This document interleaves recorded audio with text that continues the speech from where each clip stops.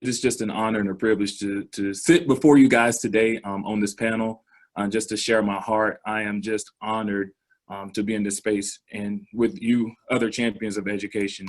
Let me go ahead and share my screen. There we go.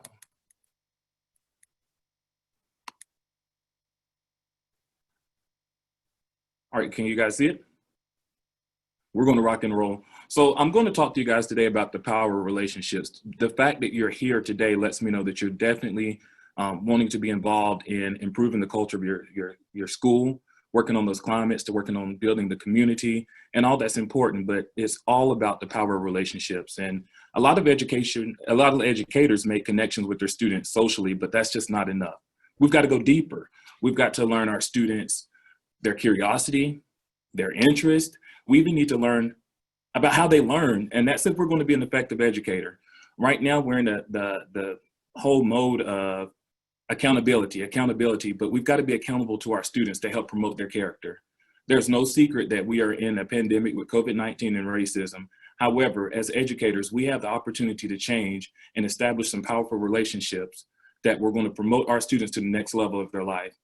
So I want to show you the power of relationships through relationships. I want you to meet Jerome. This is the 5-year-old little bubbling smile of joy that I look at when I have a bad day. You see the suit, you see the smile, you see the partially perfect shaped afro, but what you don't see is the pain that's behind that smile. You don't see that this kid is sitting here without a father. You don't see that this kid grew up in extreme poverty. You also don't see that this kid moved 17 times in houses before he graduated from high school. There was nothing for my family to be able to move a house in the afternoon by using trash bags to take up any clothes we were going to keep and move to the next house. It was nothing to come home and not have lights and electricity. That's just some of the background that I share. But that same background that I share is what many of the students that are in our classroom share as well. Now, I remember there was a lot of people that counted me out from an early age. However, this smile on my face lets me know that there's brighter days coming. I believe that this picture in this moment, I could see the future me, and I'm so proud of myself. So what you're also seeing behind this smile is that someone who struggled with self-esteem because of the socioeconomic status of our family. My mom had 6 kids, 6 boys, and she raised us by herself. There was a lot to take on at that time in a small town of Scottsboro. However, I was struggling with being rejected by my father, struggling by being rejected by some of the social groups that we were in. Life was tough. And the part about having no father, I think, really stuck with me the most. Currently, there are 19.7 million children in America that have no fathers. And I hate being a statistic, but that's a statistic that I fall into. My mom taught me a couple of things about life. And one of the things that I really love my mother for is that she told me that we must love. That was her number one thing that she taught all of her kids. You've got to love. Love recognizes no barriers. It jumps hurdles, leaps fences, penetrates walls to arrive at its destination full of hope. That's what my mom did for us. You see, it wasn't easy raising 6 kids, but she did it with excellence. Now, were times perfect? Absolutely not. But she did all that she could. This is my mom. This is Miss Edna Ruth. And we are also known as Edna Ruth's boys in Scottsboro. What you're seeing here is a smile, but what you're not seeing is that she, in this picture, had just beat her 9th year of battling colon cancer. My mom was given 2 death sentences, the first a 10-month sentence, the second a 6-month sentence, and she lived 9 years. She never once complained about what was going on. She continuously motivated and encouraged all of us, her children, to become better people. Even though my mom had 6 boys, it's countless kids that were adopted. When I was in college, I used to bring friends home. And one time my mom, she was a great cook. She cooked food for about 25 of my friends to come home for a church event. So my mom showed us that you show love to everyone.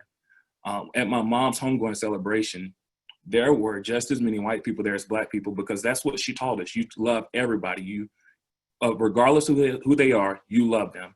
And I love my mom for that. My mom was the first person that taught me about relationships, because my goal here today is to show you the power of relationships through relationships. Through the relationship of my mother, she taught me these 4 key principles: love one another, work hard, believe in yourself, and be kind. As we move through here, on any slide like this, the houses in the background are houses that we lived in between the time that I was born and graduated from high school. So my mom, once again, was this awesome and amazing woman. And these are the 4 principles that she taught us. But she handed it off to another special lady. And Liz Huntley often talks about her Wonder Woman. And after reading a book and after sitting into a session, I said, you know what? I need to reach out to my kindergarten teacher, because my kindergarten teacher was an extension of my mom. She taught me to love one another, to work extremely hard, to believe in myself, and to be kind. So this is Miss Doolin. This is my Wonder Woman. This is the first person that I can remember besides my family that told me that I would do great things. Miss Doolin, or Miss Wagner as she is now, she actually doesn't live too far from where I work. She came, I had an opportunity to show her the school, and her words still make me feel like I can do anything just because of the power that she had. Now, when she walked through the building, she was able to tell me stories about myself in kindergarten. I was like, oh my gosh, I remember that. One thing is that I'm an extremely active person. I did not like taking naps. Now, the real reason I didn't like taking naps in kindergarten is because I used to suck my thumb.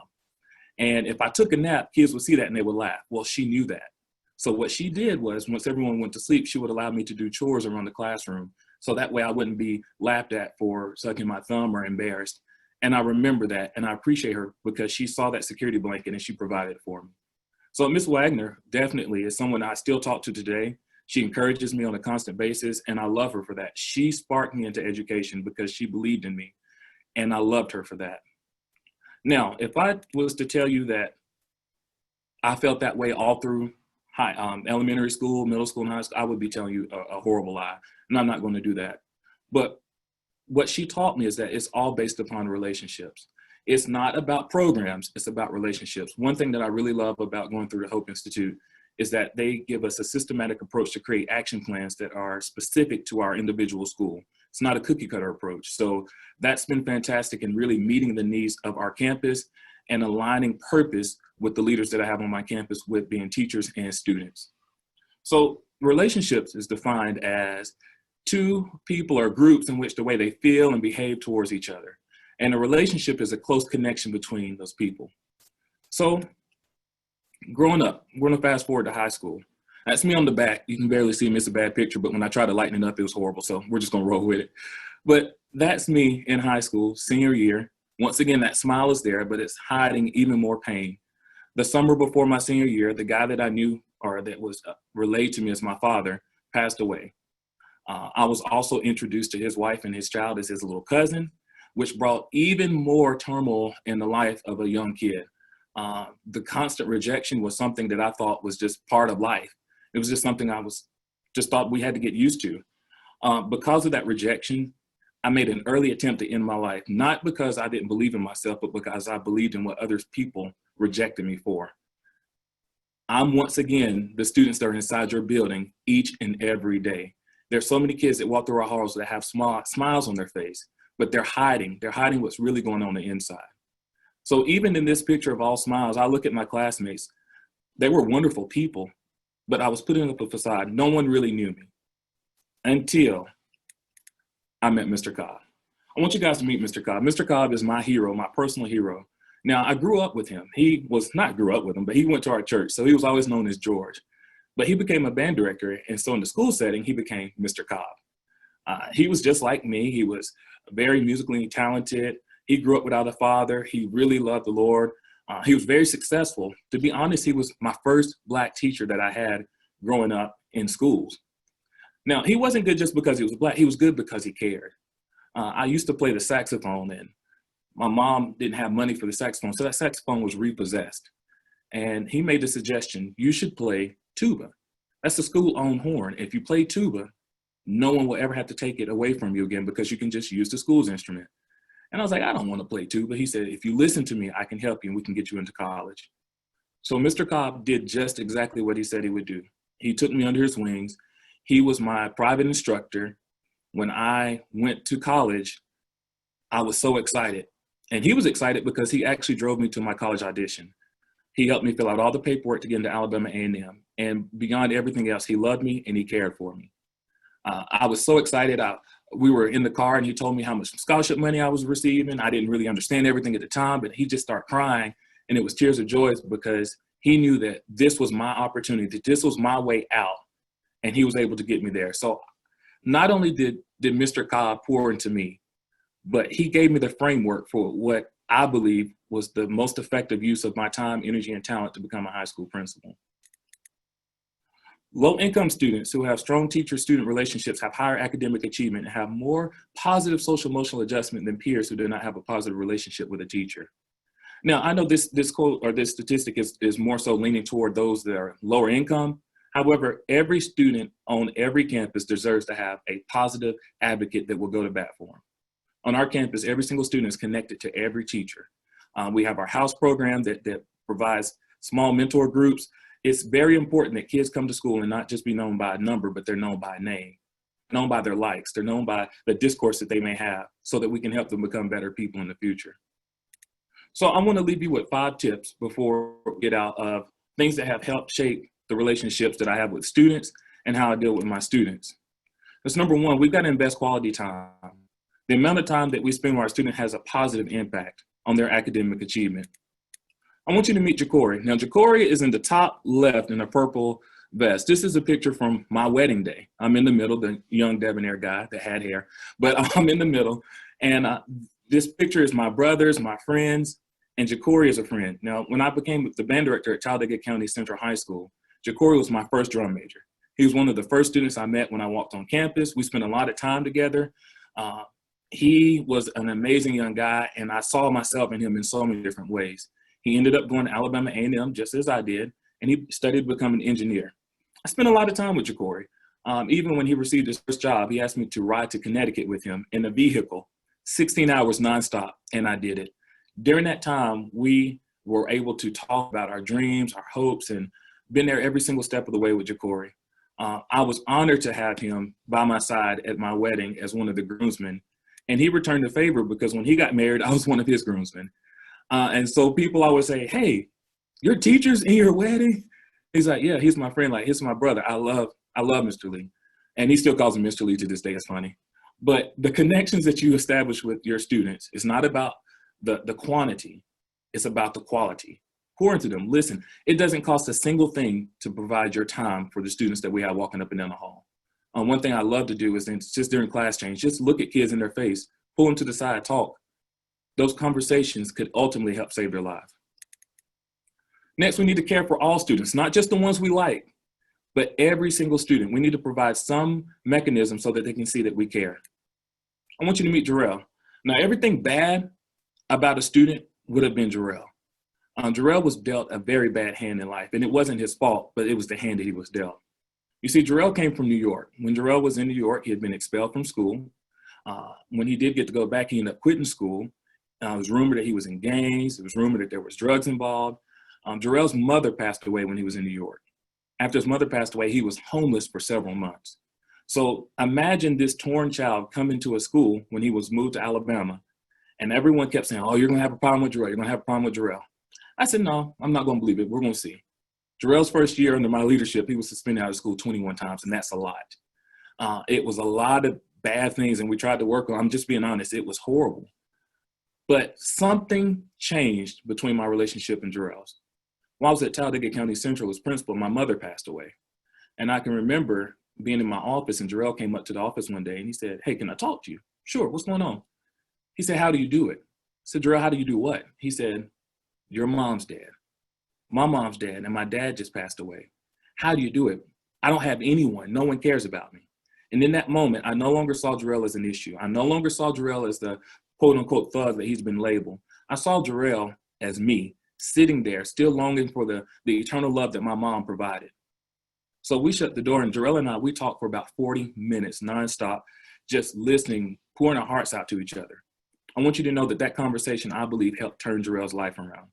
That next year, Jarrell's suspensions went down to 3, and I think it might have been for something really, really, really, really, really small.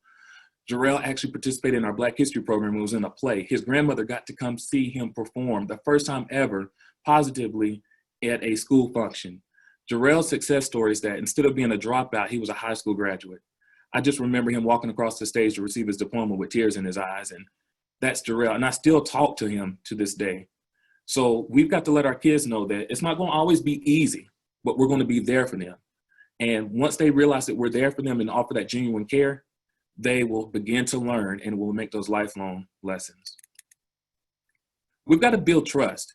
Trust is the foundation for collaboration. In the schools, that's a buzzword. We're always talking about collaboration, collaboration, collaboration. Well, we've got to be able to trust. So in this topic, I want you to meet Brady. Now, Brady is my son, and I trust that you all will believe that. I tell everyone Brady is my son. But trust is earned in every interaction, day after day. Brady was one of the highlights of me coming to the school. He was energetic. He was fun, but Brady was a thinker. He thought very wise. He thought beyond his years. And Brady relied heavily on trust. If you tell him that you're going to do something, that's what he expects you to do. And during my relationship with Brady, I learned a lot about myself. We would have conversations. We would be open and honest about just life in general. Brady is an awesome young man. I really do love him, and I'm so excited about his future. This was right at his awards day before graduation, but Brady is now at Talladega College playing baseball, and I still pop in and visit him because we are bound together because of the relationship that we had on campus. And I, just like many of you, we have those students that we gravitate towards, and we love them and we show them things. This is just a small sample of the many students that we have. However, these are meaningful to myself because they teach me lessons, and I hope that you can use this inside your schools as well. Number 4, you've got to believe in dreams. And so often in the school settings, you hear teachers say, well, they can't do this because X, Y, and Z. It's not our job to tell them what they can and can't do. Our job is to believe in the future, their future, and believe the dreams that they have. I want you to meet DeQuindra. Now, DeQuindra was one of my band students. I went back and I was a principal. DeQuindra is an awesome, talented, gorgeous young lady. All growing up, DeQuindra wanted nothing but to be a dancer and to be a model. But because of her size, many people doubted her. They would say very hurtful things to her, but she did not let it stop her. I remember conversations that she would have saying, hey, I want to dance. I want to go to Alabama State. I want to be a honeybee. And at that time, they're like, you can't do this. But she didn't let it stop her. Not only did DeQuindra become a honeybee at Alabama State University, and she danced and was on America's Got Talent. They were featured on the Steve Harvey Show. She was able to travel the world. But DeQuindra is a professional model. She entered a contest with Torrid. That's the picture on the left. And the picture on the right is where she walked at the New York Fashion Week. She's graduated from college, and she is now living in New York, living the life that she dreamed about. When so many people counted her out, she had a school behind her that believed in every single dream that she had. She's a success story. She's a success story because she's given hope to girls that look just like her that they can achieve anything if they put their mind to it. One of the highlights that I get is when I go to different stores. If there's a Torrid, I will go into Torrid just so I can see DeQuindra's picture. She's been featured in JCPenney, Walmart, and that's from this small place called Alpine, Alabama, a little school called Talladega County Central High School where she received her education, and she's able to positively shape the world. In my talks with DeQuindra, she was also a member of our, we had a competition team in public speaking. And she said, I thank you because those skills that you all gave us in believing in us helped me get to the table where I can make negotiations. So I'm extremely proud of DeQuindra because she believed in her dreams and she had those along with her. Also, I encourage you guys, try something new. As educators, we have to push the boundary of new things in our school. Some of you may know I've been viral a couple of times for trying things new. The last call that we had, there was a video that we received of an educator singing a song about COVID-19. And I decided to do my own spin on it. I did not know that it was going to receive the traction that it would get, but it was in the New York Times. It was in the Charlotte Observer.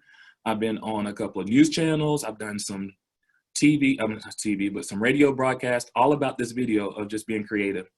A few years ago, we were having a snowstorm and I did a rap video called Bodak Snow, where I announced to the kids that we didn't have school. It was fun, gave me a chance to just create. My daughter and I went out there with an iPhone. Everything was done by us. It was so much fun. The kids got a kick out of it. It's about creating those opportunities to connect with our students. If you get the opportunity to come through our school, you will see that we've done a lot of things just to show, it's new things that we've done to show our kids that we care. We've incorporated a game room on campus to help provide opportunities and spaces for our students to go to be rewarded, but also to get out of the norm and to just have a fun space on campus. But it's very important that we continue to push these boundaries to try these new things at our school, especially towards the middle and end of the school year. We all know that tough time where it seems like we don't get a day off ever and we're all hoping and praying for snow. But that's when we need to be even more creative, because if we're feeling that way, imagine what the students are feeling inside of your classroom. We need to make sure our students are engaged and excited about school and about coming to school.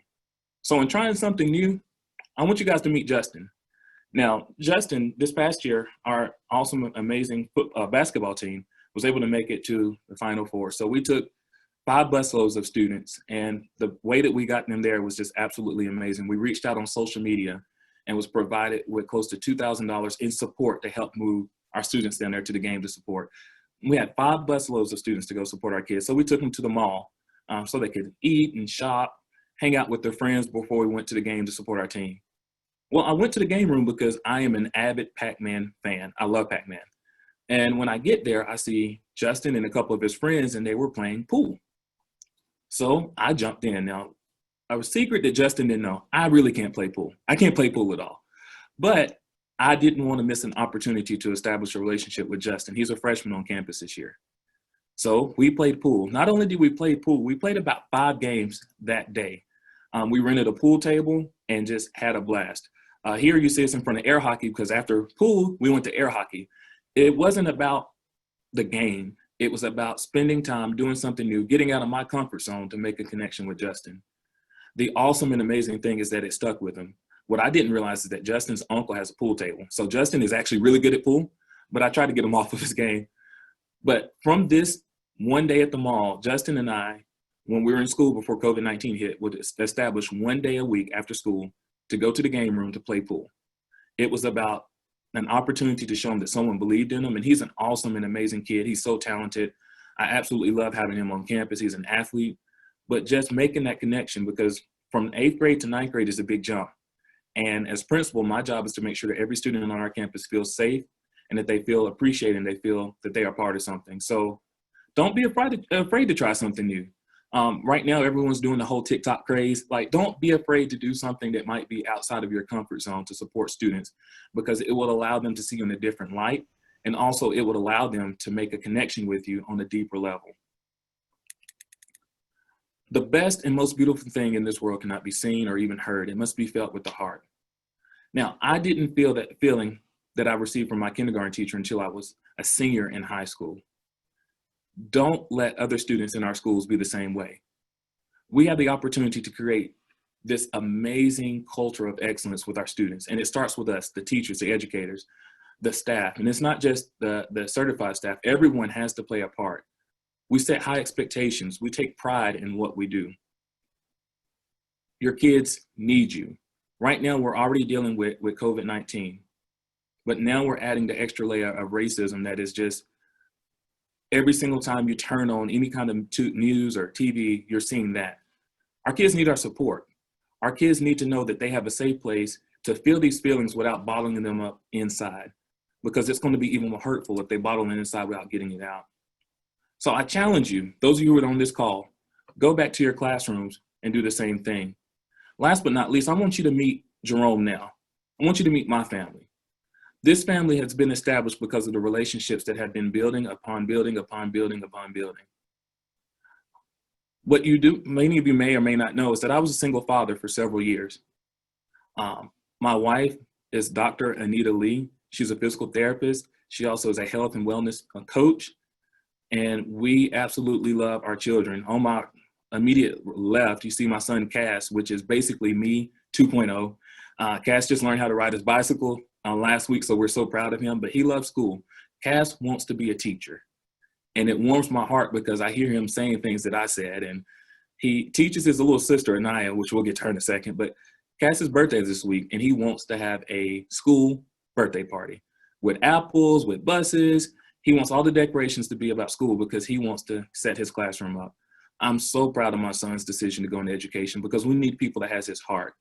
There was a video I posted of him teaching Anaya, and my daughter 4, she's learning to read, and she got a word right. And he celebrated that moment with her. And I thought to myself, how powerful would that be if everyone celebrated moments like that with our students inside our classrooms? So on the opposite end of the photo, you see my daughter, Kaisha. Now, Kaisha is 19 years old. She's at Highlands College down in Birmingham. She's studying to be in ministry. But the smile on her face It's just not for a picture. This is what we raise our children to do. I'm so proud that all that she's overcome. She's still with me right there, and she's seen a lot of the struggles and sacrifices so that we can get to this moment. Now, my baby girl, Anaya, that's the leader of the group. That's the one holding the flower. Anaya wants to be a princess. She wants to be a dancer, and our goal as parents is to make sure that all of her dreams come true. So the relationships that formed me to the person I am today helped form this relationship that I have with my family. Before, I was broken, ashamed, unsure of who I was. I was hurting for not having a father, but in reality, that was the perfect example for me to be able to break the mold and create what you see today. So this is just part of my story. There's so many other stories that could go along with it. It's just part of my stories. But the fact that you're here today to work on character education, to provide for the many students that work on that walk your campus every day is amazing. Not only will you change their lives, you'll change the communities that you serve. Not only will you change the communities that you serve, you'll change the heritage that comes behind these students, because they're going to remember the way you made them feel. In closing, we have to know that the child that is not accepted by the village will burn it down to feel its warmth. And that's what's happening right now. A lot of people are not feeling accepted, and so they're being really destructive and burning things down. Don't let them burn down your school. Don't let them burn down what you worked so hard to establish. And the only way we can get it is through relationships and love. So thank you all so much for allowing me this opportunity to share. I hope that something I said was able to benefit you or bless you and help take your schools to the next level. Thank you.